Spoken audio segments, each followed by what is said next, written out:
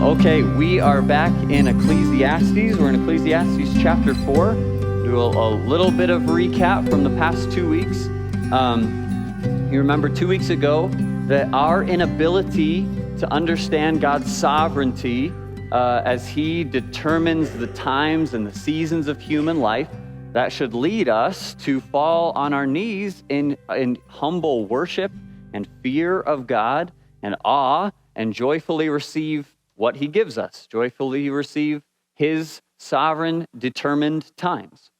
And then last week, we looked a little bit at some more of the hevel we find under the sun, right? Corruption and oppression and envy.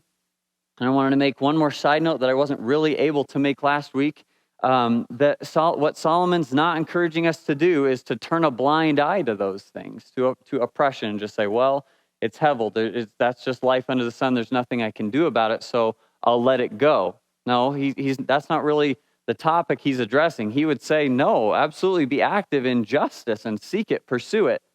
But understand that that's going to be a part of this broken world that we live in. And so he sees that and he's frustrated by it, and he sees that the envy and corruption are driving work, and all of our energies and efforts are driven by competition. And he says, wouldn't it be so much better if we flip back to the beginning of chapter 4? He says, then I saw all toil and all skill and work came from a man's envy of his neighbor. That's vanity and a striving after the wind. So what do? Do we just fold our hands and essentially self-destruct and laziness? No. He says, or do we get both of our hands full and chase after the wind? No. It's better to have a handful with quietness than any of those things. To be content, to be satisfied with a day's work, to be satisfied with the piece of the pie that God has given to you, and rejoice in that. So now we're to the second to last section. You know, Ecclesiastes, just give a little bit more review, because we've got a lot of people just jumping right into the middle of this morning. So we've got Ecclesiastes is broken up into two sections, two halves, essentially 1 through 6 and then 7 through 12. And who, maybe for the sake of review, I'll keep asking every week, who can tell me what word and phrase Kohelet or Solomon uses to divide up the sections in the first 6 chapters?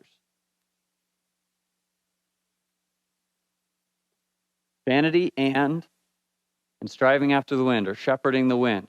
That's his phrase that he uses to divide up the first 6 chapters. So every time we see that, we say, okay, here's another major break. And one of the reasons for that is that he never uses striving after the vanity and striving after the wind at all in the second half of the book. It's solely used in the first half. Okay, so we're to our next section, which is chapter 4, verses 7 through in our English Bibles, it's through the end of the chapter. There's chapter 5, verse 1 for us is actually chapter 4, verse 17 in the Hebrew Bible, as it were. But for us, it's broken up through the end of chapter 4. And then we have one more section until we're halfway through the book. That section is lengthy. It's all of chapter 5 and most of chapter 6. So it may take us 2 to 3 weeks to get through that. So let's read together Ecclesiastes 4, 7 through the end of chapter 4. It says again in verse 7, I saw vanity under the sun, one person who has no other, either son or brother. Yet there is no end to all his toil. And his eyes are never satisfied with riches, so that he never asks, for whom am I toiling and depriving myself of pleasure? This also is vanity and an unhappy business. 2 are better than 1, because they have a good reward for their toil. For if they fall, one will lift up his fellow. But woe to him who is alone when he falls and has not another to lift him up. Again, if 2 lie together, they keep warm. But how can one keep warm alone? And though a man might prevail against one who is alone, 2 will withstand him. A threefold cord is not quickly broken. Better was a poor and wise youth than an old and foolish king, who no longer knew how to take advice. For he went from prison to throne, though in his own kingdom he had been poor. I saw all the living who move about under the sun, along with the youth who was to stand in the king's place. There was no end of all the people, all of whom he led. Yet those who come later will not rejoice in him. Surely this also is vanity and striving after the wind. And if, as we were looking through, you see on the screen a lot of various underlines and circled things. Those are all things that we've already previously identified as themes throughout the book. So I kind of identified those already beforehand so we can just visually recognize them as we go through. This is Solomon's great adventure, his experiment of life under the sun. That is his sphere of observation. And so he's been going through and saying a lot of it looks like vanity. In his great experiment, he's saying, okay, I see hevel is the Hebrew word, hevel everywhere. Hevel meaning frustration. Hevel meaning enigmas, mysteries, despair, meaning the idea is smoke. So you just get kind of like, it's temporary, it's temporal, but it's also confusing and enigmatic. And so here he identifies another topic that we'll look at today.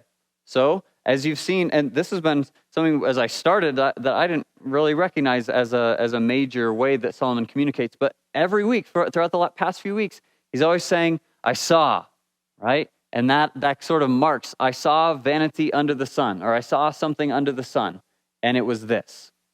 So here today, we're going to be talking about the hevel of isolation. We have one person who has no other. We're talking about today, there is one, but no second. Isolation, solitude, someone who shuts others out, living as a relational hermit, right? Some like the deserted island idea. Some of you may be thinking, that doesn't sound so bad, right? Deserted island paradise, you mean? And today we're kind of going to critique that idea. Solomon's going to critique that idea and notice the vanity of it, the frustration of it, and examine the benefits of what I'm going to call companionship theology, right? Like the idea of how we're intended to operate in relationship with one another. So I guess just to pose the question at the beginning, how do you think about relationships with other people? Depending on our personalities, obviously, we naturally tend toward something or another. Some of us love the idea of people and relationships. And I think for you today, perhaps consider, are those genuine? Are those deep? What is the depth of those relationships? Are they just a mile wide and an inch deep type of idea? Do they actually produce benefit as God intends? And then perhaps for the person that says, yeah, not as big a fan of people, I struggle with that. To see the benefit and the beauty of community and relationship with each other, because that's really what Solomon's going to get at today. So he starts out identifying this person. Okay, so there's one that doesn't have a second one. He's all alone.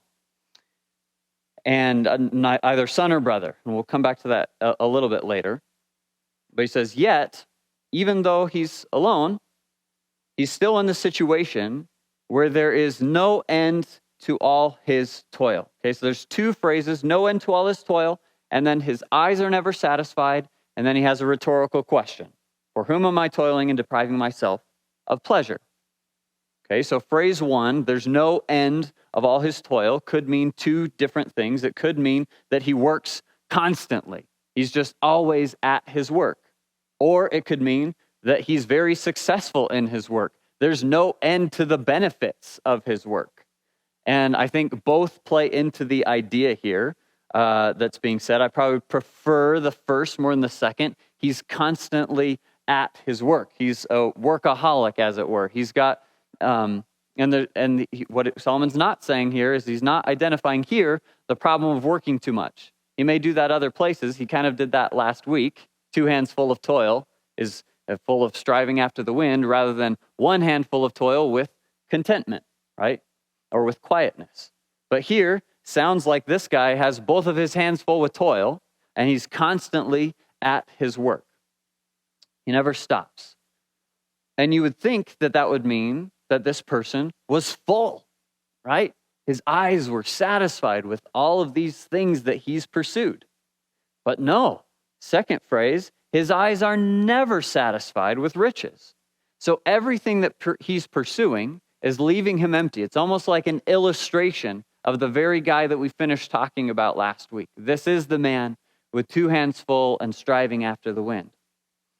But all of that might be worth it if he was doing it for others, right?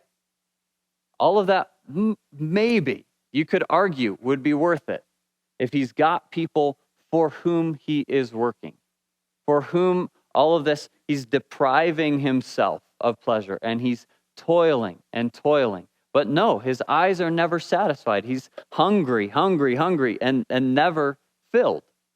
I was reading one poll, and I don't know the strength of it, so consider it more an illustration than hard facts. But they polled a large company, and everyone within it was asked 2 questions.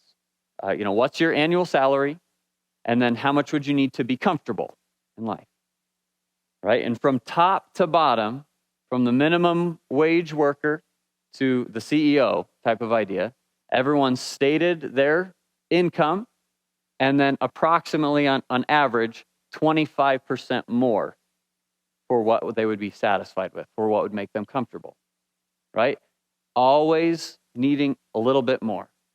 Never contented. Nobody said, I make $50,000 a year, and that's plenty. That's great. I like $50,000 a year, or $150,000 a year. No, like I'm satisfied. I'm content. I'm satisfied to have my piece of pie. Nobody said that. Everyone says just a little bit more would be really nice. And so that's kind of this idea. And yet, even as perhaps each of you are considering yourself, but at least you're doing it for someone, maybe, right? Maybe it's for the family. Maybe it's for the kids. Maybe it's so you can reach your goals. Says no, he has no one. There's no son. There's no brother. There's not even a goal in mind. His goal is emptiness. So this rhetorical, and I underlined this phrase here so that he never asks, simply because one, as you know, for this study, what I'm using is the ESV. If you have New King James or King James, then that would be in italics, which I think is a wonderful translation practice, to italicize that which is not in the original text. This phrase is not in the original text. They're simply helping us to get to understand that this is the individual, the one person who has no other, asking, for whom am I toiling? It's probably not necessary. I think we would get there by ourselves. But he asks this rhetorical question: what's the purpose? What relationship am I toiling for?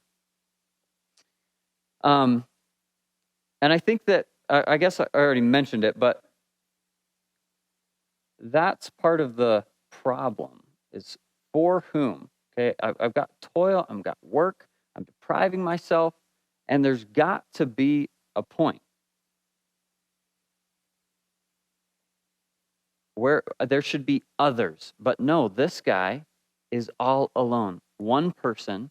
And so ultimately what we see is he's doing all of this, he's toiling and depriving himself for himself. Hoarding, stockpiling, amassing. Why? He hasn't asked himself why. He doesn't have a goal. He's just doing it. He chases the wind rather than enjoying moderation accompanied by God's good gifts. The truth of the matter is there's things, good things in life that money doesn't buy. Now later on, Kohelet says there's a lot of stuff that money does buy. He actually compares money to wisdom. He's like, money actually protects you like wisdom protects you. Money's really helpful. It shields you from a lot of bad things, right? But there are other things like relationship that money does not buy. So kind of the picture we're painting here, I'm thinking Ebenezer Scrooge idea, or you have It's a Wonderful Life, like Mr. Potter in It's a Wonderful Life. Right? You have kind of a miserly figure who doesn't care about other people. They're in it for themselves. And so they toil with two hands full for nothing, just to continue growing their stockpile. Now, the thing that might make this different is that he doesn't say they're intending to do that. He doesn't say, like, the net might be cast larger than just Ebenezer Scrooge. It might be more than just a miser. Like, we might have to consider that this is true of us too. Look around us and say, what are the relationships in my life? What is the purpose of my work? Why am I toiling and depriving myself of pleasure? But you have this picture, this working alone unendingly and successfully, without satisfaction, brutally long hours, invested but unsatisfied. Nothing's enough, and so he labors in isolation. So that's the hevel, the vanity that we're talking about today. And it's not just vanity, he accompanies it with the phrase, and an unhappy business. This is not a fun, pleasant, enjoyable life. This is life alone. So, what's his conclusion? As he often does, he notes a problem, identifies it, and then he discusses, okay, so what do we do about this? He gives this sort of proverbial next few verses. He says, okay, 2 are better than 1. Why? Because they have a good reward for their toil. Okay, so what does that mean?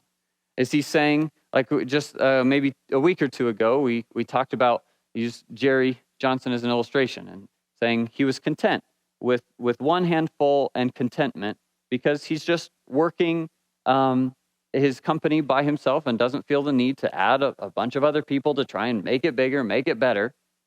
Is this saying, actually, if he had more people, if he had 2 people, he would make more money? Is that what it's saying? A lot of commentators kind of take that view.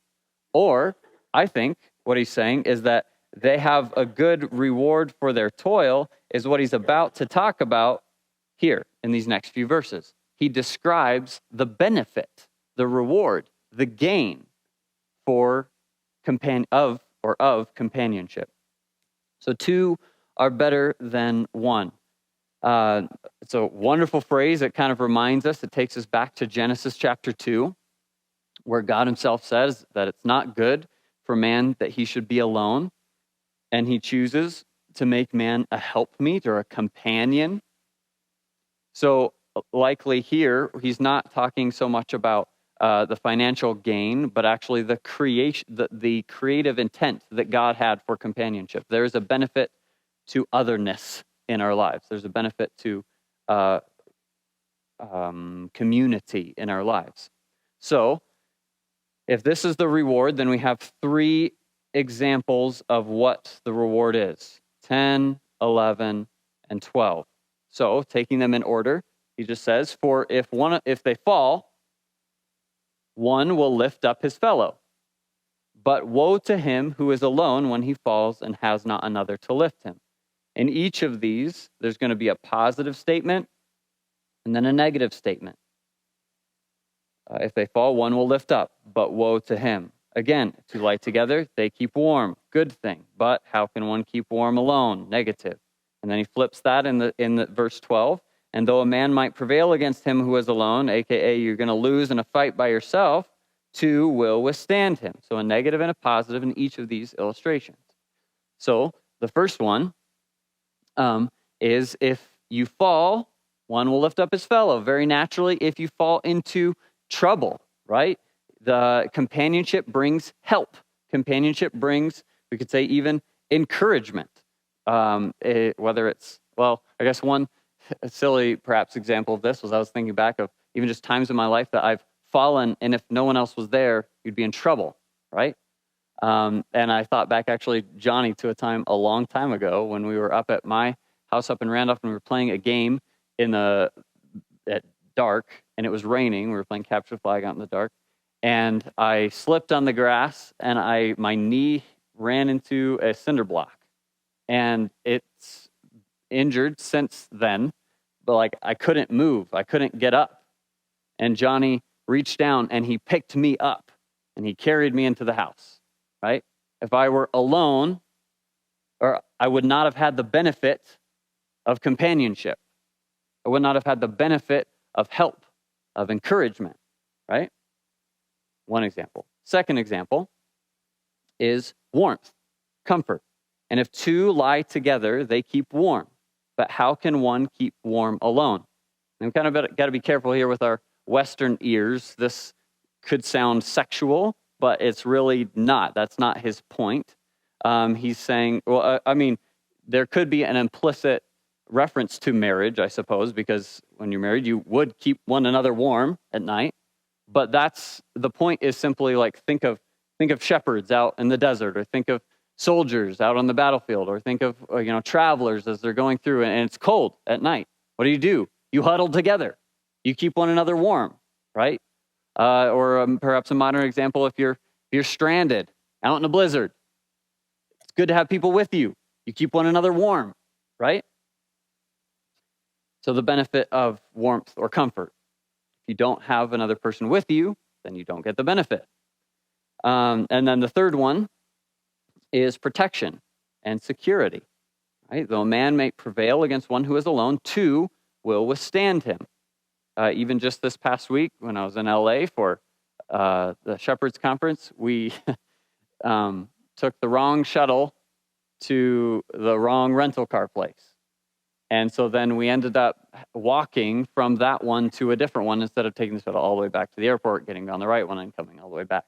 So we had a couple blocks to walk in LA, right? Better to have companions with you than to walk alone, right? Because if you're by yourself, you might not be able to ward off the trouble, but if you've got a group of you, two or more, it's a lot easier to. And then so you have two are better than one as a proverb starting the phrase. And then you get to the very end, and he has another sort of proverb. It says, a threefold cord is not quickly broken. Which simply says, if two is better than one, then three is better than two. Essentially his idea, like strength in numbers, or better to have more companions, because the more companions, the more benefit, right? So it's just speaking very practically, very simply, very in a way that we all totally get and understand, is that there's benefit in having people around you. Now, I wanted to go back just briefly and make one comment about the idea of marriage or singleness in here, because it could sound very easily to a single person that you're like, oh, so he's saying like, go get a spouse, right? Like go get married because there's companionship there. I say, no, not at all.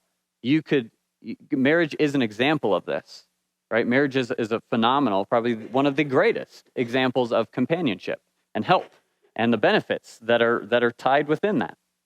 But that's not really what he's talking about for a couple reasons. One, if you look at the word that he uses in verse 10, this word here, translated in English, fellow. Does anyone have a different translation of that?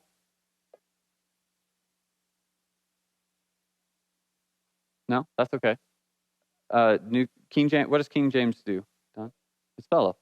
Okay. New King James is companion. Okay. That's the idea. The same word. Okay. If you go back, actually, let's go back briefly to Malachi chapter 2. I want to show you a couple different places in which this is used. Last book of the Old Testament, chapter 2, Malachi 2, and look down in verse 14. But you say, why does he not? Because the Lord was witness between you and the wife of your youth, to whom you have been faithless, though she is your companion, your fellow, and your wife by covenant. Okay, so it can be used to describe the marriage covenant, right? It can be used to describe that relationship. Flip over to Daniel chapter 2.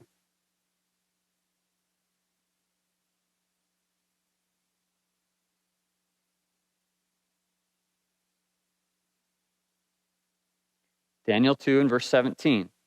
And it's used pretty consistently throughout the beginning of Daniel. You'll see why, right? Because then Daniel went to his house and made the matter known to Hananiah, Mishael, and Azariah, his companions, his fellows, his boys, right? And he told them to seek mercy from the God of heaven concerning this mystery so that Daniel and his companions might not be destroyed with the rest of the wise men of Babylon.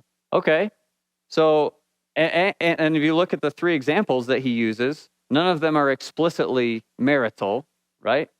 You could imply them because marriage is a companionship, so all of them apply to marriage. But they all apply outside, too. And then if you go back to the beginning of the text that we just looked at, what are the examples that he gives of these companions? A son and a brother. Okay? So this is not saying single people are out. In fact, single people are in, right? This is brotherhood or sisterhood, right? I just think of like college, right? Like these are your boys, these are your guys, like these are my friends, these are my companions, they're with me. Or you think about like military, right? Like these guys have each other's backs. Or you just think about like whoever your closest friends are, these are your fellows. This is what it's talking about. It's having people being open, having people close to you relationally, welcoming, being known and knowing other people because there's benefits inside of that. Okay, then we're going to move on to this last section here, and then kind of hopefully paint a little bit of a zoomed out picture of, I think, what Solomon's getting at here. I'm going to start with 15. Well, let's see. No, we'll read the whole thing, 13 through 17. Just read it one more time because this is kind of weird. It's a little bit unusual. It's like a parable sort of that Solomon shares here. He says, "Better is a poor and wise youth than an old and foolish king who no longer knew how to take advice. For he went from prison to the throne, though in his own kingdom he had been born poor. I saw all the living who move about under the sun, along with the youth who was to stand in the king's place. There was no end of all the people, all of whom he led. Yet those who come later will not rejoice in him." Okay, we've got a lot of pronouns here. So the question is, who is he talking about where is the question. So let's just set the stage with this first verse here. Okay, so we have presumably, two people that he's talking about here. And what are the 3 points of comparison between the two?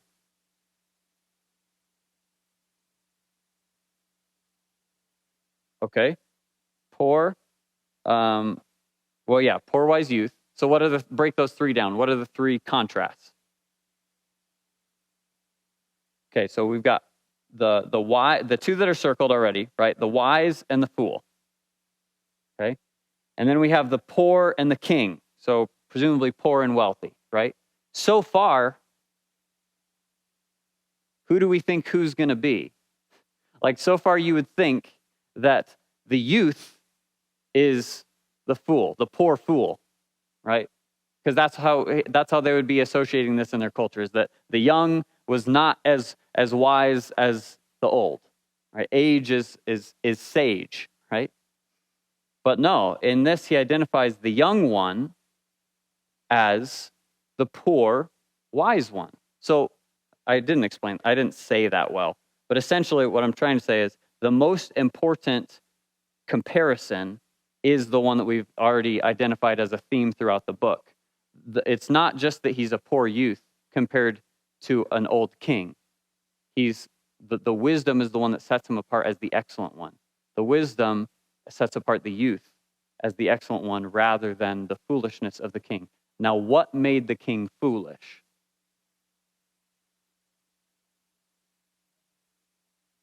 Okay, he didn't listen. He didn't take counsel, right? So that's the setup. That's helpful. So then what we have to ask is, okay, so who's the he in verse 14? Are we talking about the youth went from prison to the throne, like sort of an echo or tip of the hat to Joseph. That kind of idea of like someone who went from prison to not the throne, but to a high place of authority, though in his own kingdom he'd been born poor? Or are we talking about that this had happened to the king as well? Like he once was a poor, wise youth, right? Who has ascended to his greatness, even though he had once been poor. And then we have to ask the question in verse 15, I saw all the living who move about under the sun, along with and the Hebrew says the second youth. So is the second youth the same as this guy? Or is it a third character introduced in the story? Right? The second youth.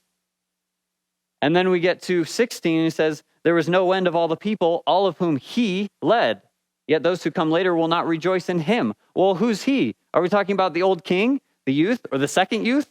Like, what's going on here? And essentially, we don't quite know. It's really ambiguous. People take all sorts of different views on this. The most common would be that the youth rises from prison to the throne, echoing Joseph's rise, right? But even when he replaces the king and all the people follow him, they don't take pleasure in him. So that interpretation kind of echoes some of the earlier things in Ecclesiastes, right? About cyclicity, about generations coming, generations going, king after king after king, and nobody's remembered, right? The hevel in that, okay? That's fine.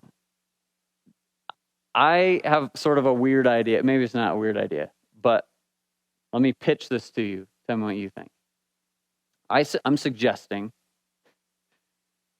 that based on the context, right? We're talking about what? Isolation.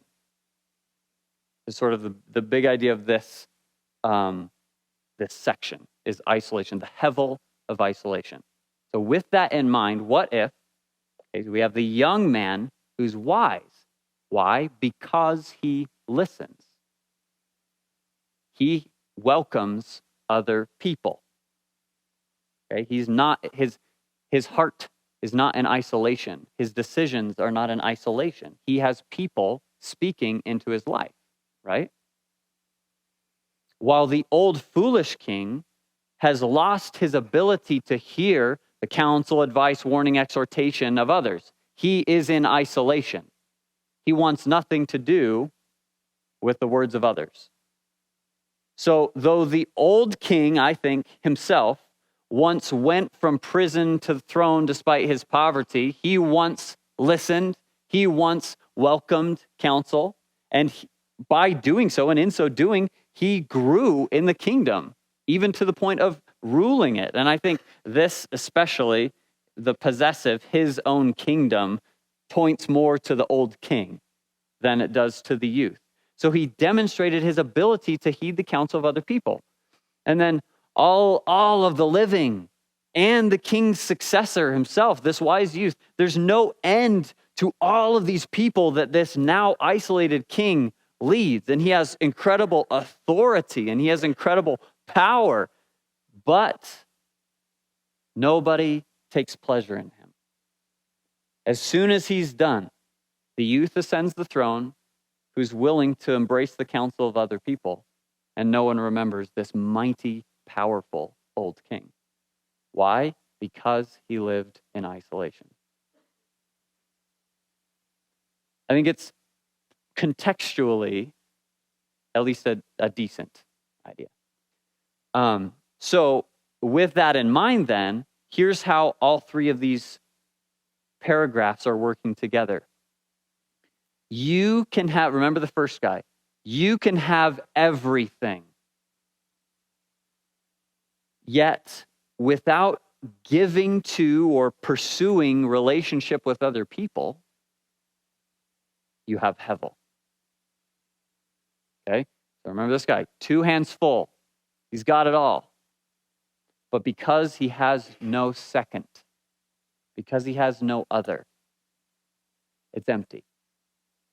It's frustrating. It's an unhappy business. And you're going to have this middle section.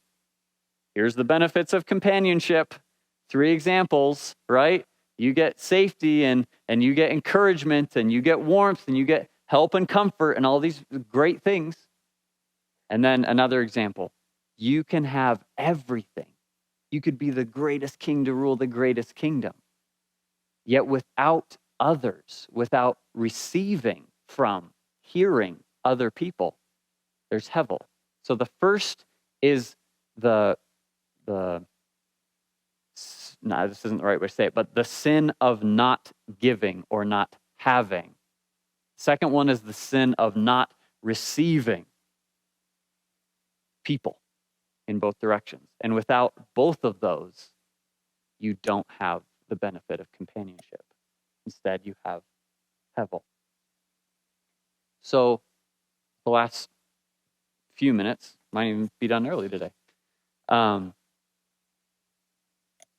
Consider this from the church perspective.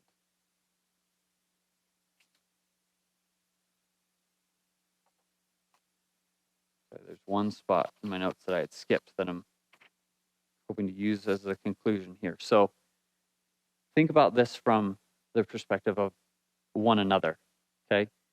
The benefits that are found in the middle are not necessarily hyper-spiritual benefits, are they? He's just talking about the joy of having other people around you. And I think that we can learn from that. He's not talking about, okay, so go get involved in your local church. Of course, that's not what he's saying. I think it's a proper application to say the people that you have around you, if you're willing to not just be a Sunday morning church person, but that you are willing to open yourself up to being known and to knowing other people, the giving and receiving elements of community. There is tremendous blessing in that, practically and spiritually. Spiritually is practical, but you know what I'm saying? Like it's really great to know Aaron when your motorcycle breaks down. Been there, right? Like sitting on the side of the road, been there. It's great to have a companion, right? But there's also incredible benefit spiritually. Think about the idea of fighting, right? Which he says, that it's better to not be caught in a dark alley by yourself, right? Think about that spiritually. Think about that in your own heart. Think about that from the standpoint of temptation. It's worse to try and go at this Christian life by yourself. That's not how God intended us to do it. God intended us to need each other and to benefit from each other. When you're struggling with the depths of sin or doubt, what's the best thing to do? To talk about it. Maybe not with everybody. That's okay. You don't have to get up and share a testimony of the dark, horrible thing that's going on. But you need one. You need to not be the one who is one person with no second, because you lose the benefit of the body of Christ. So many people today want the relationship with Jesus without the relationship with other believers. And you miss out on the creative intent. Yes, of each other as humanity, but yes, also the intent of the church. So any thoughts or questions, comments, complaints before we close in prayer?